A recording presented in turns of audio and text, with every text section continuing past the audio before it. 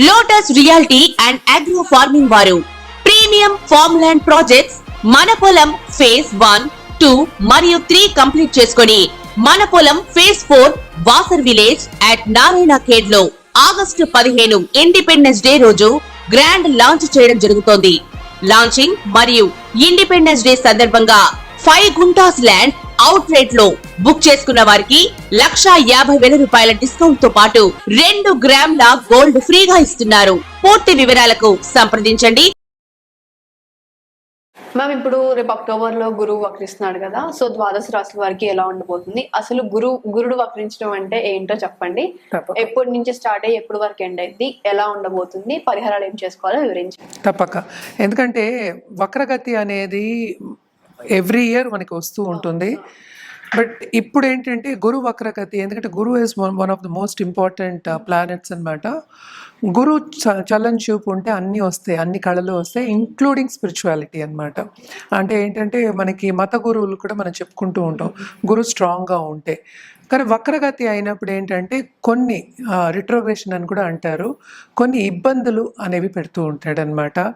ఏ planet అయినా అంతే. Most important benefit గురువే మనకి.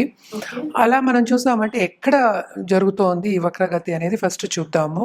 మనకి వృషభ రాశిలో జరుగుతోంది.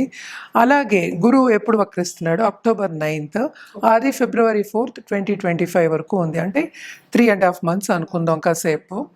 సో వక్రగతి అయినప్పుడు ద్వాదశ రాశుల వాళ్ళకి అంటే ఏంటంటే అందరికీ ఒకేలా ఉండదు కదా.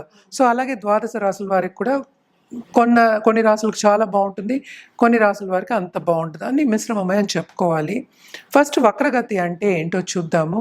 అసలు జనరల్గా చూసామంటే రిట్రోగ్రేషన్ కానీ వెనక్కి తిరిగి చూడడం కానీ అనేది రిలేటివ్. ఎలా రిలేటివ్ టు ఎర్త్ అనమాట. అంటే ఏంటి ఆ యాంగిల్ అంటే ఏంటి, జూపిటర్ అలాగే వెళ్తూ ఉన్నాడు, but with respect to another planet. అంటే మన ఎర్త్ నుంచి చూసినట్టు ప్లానెట్ నేను ఎర్త్ నుంచి చూసినప్పుడు ఆయన ఏంటంటే వెనక్కి తిరిగి చూస్తున్నట్టు అనిపిస్తుంది, ఎందుకంటే రెండు మోషన్లోనే ఉన్నాయి.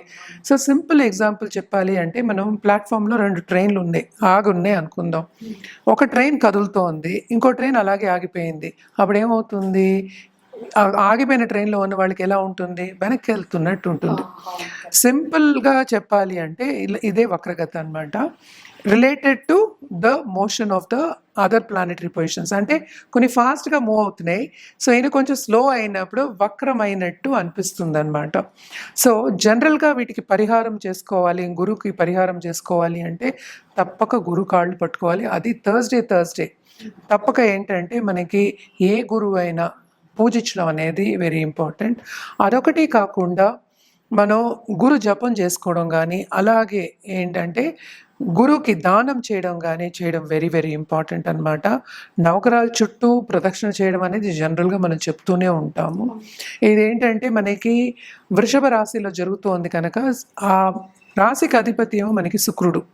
సో శుక్రుడు ఇంట్లో జరుగుతోంది కనుక అంత బాగుండదు కొన్ని రాశి వాళ్ళకి. ఎందుకు అంటే ఇద్దరు ఎనిమికల్, అంటే ఏంటంటే కొంచెం ఎనిమిటీ ఉన్నది. ఏంటంటే ఫ్రెండ్షిప్స్ ఉంటాయి, ఎనిమిటీస్ ఉంటాయి గ్రహాలకి అనమాట.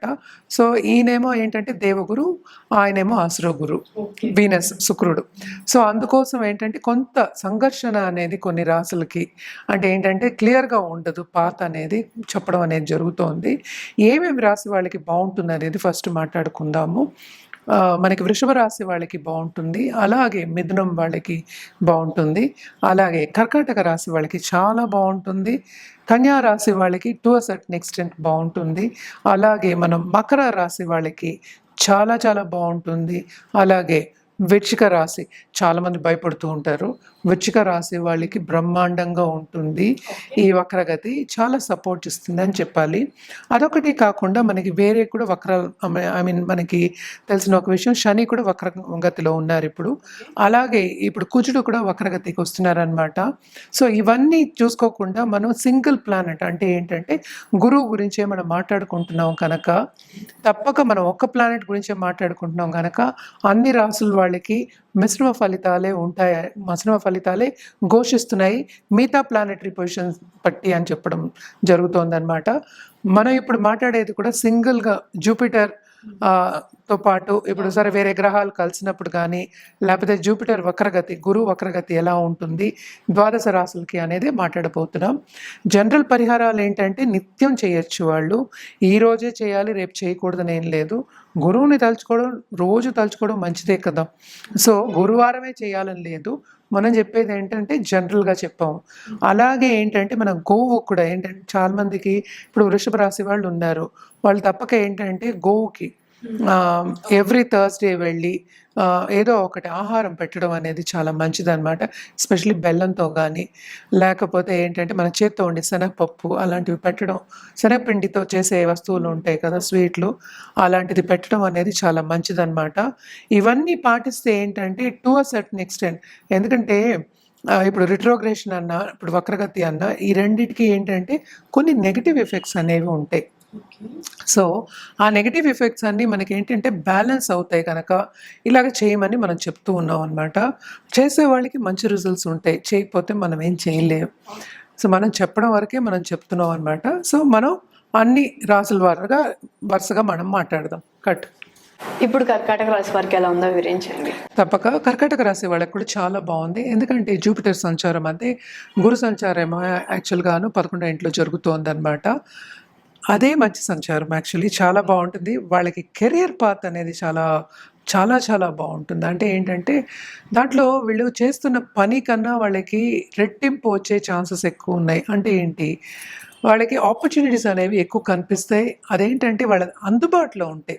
ఇప్పుడు ఆపర్చునిటీస్ వస్తే చాలు కదా, మనం తీసుకోగలగాలి, అది తీసుకోగలుగుతారు వాళ్ళు. తప్పక ఏంటంటే చాలా బాగుంటుంది. ఎందుకంటే రిట్రోగ్రేషన్లో గురువు ఏం చూస్తున్నారు, మనకి 10th హౌస్ని చూసినట్టు ఉంటుంది.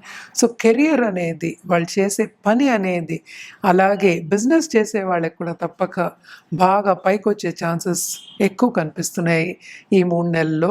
ఈ రిట్రోగ్రేషన్ మూలాన్ని చాలా బాగుంటుందని చెప్పుకోవాలన్నమాట. అండ్ ఆల్సో మనం చూసాము అంటే వీళ్ళకి దాంపత్య జీవితం కూడా కుదుట పడుతుంది. అలాగే ఎందుకంటే ఇంట్లో మనకి సంపద వచ్చింది అంటే ఏంటంటే దాంపత్య జీవితం కూడా బాగుంది అనేదే లెక్క. సో తప్పక అది కూడా బాగుంటుంది. అలాగే ఈ రాశిలో ఉన్న పిల్లలు, వీళ్ళ పిల్లలు ఉంటారు కదా, వాళ్ళు మంచి స్థాయికి వచ్చే ఛాన్సెస్ ఎక్కువ కనిపిస్తున్నాయి. యాజ్ కుటుంబ పరంగా ఎదిగే ఛాన్సెస్ ఈ 3 నెలల్లో కనిపిస్తున్నాయి కనుక తప్పక వీళ్ళు పరిహారం చేస్తే ఇంకా బాగుంటుంది అనేది నా ఒపీనియన్ అనమాట. వీళ్ళు ఏం చేయొచ్చు అంటే తప్పక శివుడికి, అలాగే శివపార్వతి మొత్తం కుటుంబ పరంగా ఒక పిక్చర్ పెట్టుకుని పూజ చేయడం అనేది వెరీ ఇంపార్టెంట్. అది కూడా ఏంటంటే సోమవారం చేయొచ్చు, అలాగే గురువారం కూడా చేయొచ్చు. నవగ్రహాల చుట్టూ మనం ఏమో ప్రదక్షిణ చేయడం అనేది ఏంటంటే చాలా చాలా మంచిది. ఎందుకంటే అన్ని గ్రహాలకి మనం చేస్తున్నాము, గురువు ఒక్కరికి కాకుండాను. సో అదొక్కటి కాకుండా నవగ్రహ స్తోత్రం చదువుకోవడం చాలా మంచిదన్నమాట. అలాగే ఏంటంటే మహాన్యాస పూర్వకంగా రుద్రాభిషేకం చేసుకోవడం కానీ, అది వినడం కానీ సోమవారం చేస్తే ఇంకా చాలా బాగుంటుంది వీళ్ళకి. అలాగే మనం చూసామంటే ఈ రాశిలో ఉన్న పాలిటీషియన్స్ కూడా చాలా బాగుంటుంది. ఎందుకంటే వీళ్ళు గవర్నమెంట్ ఏదైనా పని చేయించుకోవాలి అంటే మాత్రం తప్పక వీళ్ళకి పని జరుగుతుంది. అలాగే ప్రముఖ వ్యక్తులతో కూడా మనకి టచ్ అనేది వస్తుంది. అంటే ఏంటి, ఆపర్చునిటీస్ అనేది వస్తుందని చెప్పాను కదా, ఈ వ్యక్తితోనే వస్తుంది. అలాగే హెల్ప్ కూడా వస్తుంది కదా, తప్పక హెల్ప్ వస్తే మనకి అన్ని పనులు జరిగిపోతాయి కనుక వీళ్ళకి బాగుంటుంది. 3 నెలలు 3.5 నెలలు అనుకుందాము. మనం చెప్పింది ఏంటంటే మనకి అక్టోబర్ 9th నుంచి ఫిబ్రవరి 4th వరకు. సో వీళ్ళకి బాగుంటుంది. శుభకార్యాలు కూడా వీళ్ళు చూస్తారు, అన్నిట్లోనూ పాల్గొంటారు చురుగ్గా అని చెప్పాలన్నమాట.